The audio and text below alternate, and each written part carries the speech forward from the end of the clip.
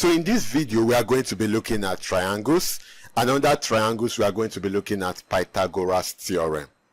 Now, the first thing I want you to understand that Pythagoras theorem is used for only one type of triangle, and that is a right-angled triangle. So we've got a right-angled triangle. So remember, we said a right-angled triangle is a triangle in which one of the angles is 90 degrees.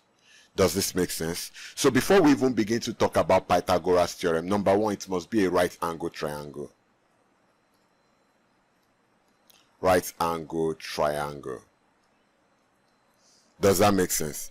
Now, the other thing you need to understand before we even talk about the theorem is that you need to be able to label the sides of a right-angled triangle. Now, the longest side is known as the hypotenuse. And the hypotenuse is the side that faces angle 90. So what side is facing angle 90? Definitely this side. So this side here is the hypotenuse. So we have hypotenuse.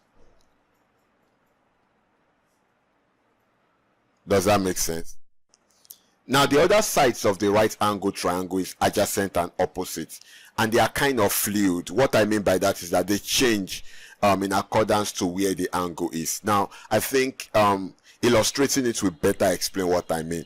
For example, if the angle we are considering is here, can you see? Let's say this place is 30 degrees. Now, what side is opposite 30 degrees? Obviously, this side. Now, it means that this side is the opposite. And then the last side would be adjacent. Does that make sense? Now, let's consider another right angle triangle. So, if we have this right angle triangle, let's say we have something like this.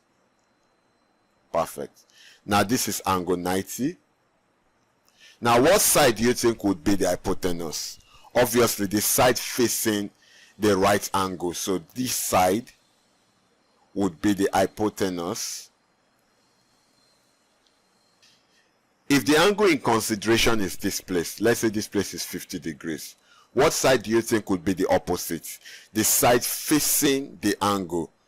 It's just simple, opposite, side facing the angle. So this side would be the opposite, and then the last side would be the adjacent. Does that make sense? I think you would help me with this.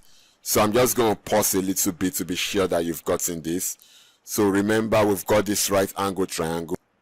Now look at, we have angle 90 here. Now what side do you think would be the hypotenuse? Obviously the side facing angle 90. So this is the hypotenuse. And remember, the hypotenuse is always the longest side of the triangle.